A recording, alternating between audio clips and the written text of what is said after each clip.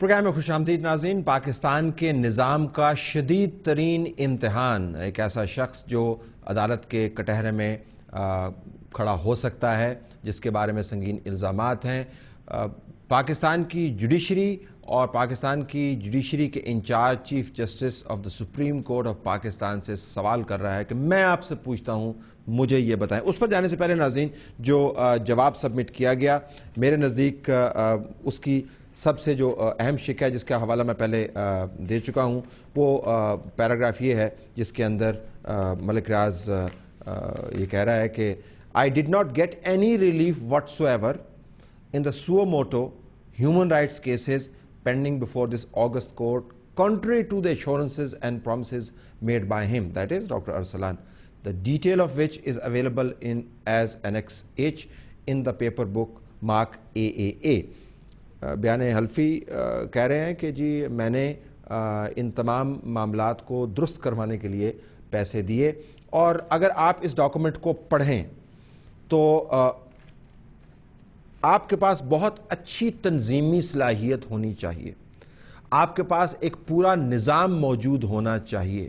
عام نظام کی بات نہیں کر رہا میں، سیکریٹریل ہیلپ کی بات نہیں کر رہا، میں بات کر رہا ہوں ایک چلتے ہوئے حکومتی نظام کی، ایک ریاستی نظام کا آپ کے پاس ایک سٹرکچر ہونا چاہیے to get these kind of details. آپ کے پاس ایک پورا گیم پلان ہونا چاہیے کہ میں کریڈٹ کارڈ سپینڈنگ سے لے کر ہوٹل کے بلز تک، لانڈری بل سے لے کر اور جوا ہارنے یا جیتنے تک کے معاملات تک، جو گاڑیاں ہائر کی گئی ہیں وہاں سے لے کر ٹکٹوں کے فوٹو کاپیز تک، ان رومز کے اندر کے شارٹس ویب سائٹ سے لیے ہوئے وہاں سے لے کر ان ٹرانزیکشنز کے جو ہوئے تمام چیزوں کا میں ریکارڈ رکھوں۔ It's an extraordinary effort. اتنا لمبا ریکارڈ اکٹھا کرنے کے لیے آپ کو بہت ہی بڑا پلان چاہیے۔ فنڈامنٹل سوال جو سامنے آتا ہے وہ یہ آتا ہے کہ یہ آپ کر کیوں رہے تھے؟ آج ملک ریاض نے اپنی پریس کانفرنس کے اندر ایک عجیب قسم کی قانونی توجیہ دی۔ جب مجھ سے پوچھا گیا کہ ثبوت تو آپ اکٹھے کر رہے تھے، تو بلیک میل کون ہو رہا تھا؟ ذرا ان کی توجیہ سنیے گا۔ میں نے رشوت نہیں دی، میں بلیک میل ہوا۔ میں نے کوئی رشوت نہیں دی، میں بلیک میل ہوا، اور رشوت بھی اگر دی ہے تو میرے داماد نے دی ہے، اور اس کو رشوت نہ سمجھے، اس کو بلیک میلنگ سمجھ لیں۔ ابھی میں آپ کو پسٹل پوائنٹ میں جو جتنے بھی یرغمالی رہا ہو رہے ہیں، یرغمال ہونا ایک اور چیز ہے، اغوا ہونا اور چیز ہے، رشوت دینا اور چیز ہے۔ یہ تو کچھ ایسا ہی بیان مجھے لگتا ہے جس طرح وہ کہہ رہے تھے کہ ڈگری ہوتی ہے، چاہے وہ جعلی ہو یا چاہے وہ اصلی ہو۔ کسی کو پیسے دیے جا رہے تھے کورٹ کے ججز کو انفلوئنس کرنے کے لیے، کسی کو پیسے دیے جا رہے تھے لیجٹمیٹ لیگل پروسیس کو سبورٹ کرنے کے لیے، کسی کو پیسے دیے جا رہے تھے ججز کو بائی آف کرنے کے لیے اور جسٹس کو انورس کرنے کے لیے، اور اس کا ریکارڈ رکھا جا رہا تھا، اور اب وہ مان رہے ہیں۔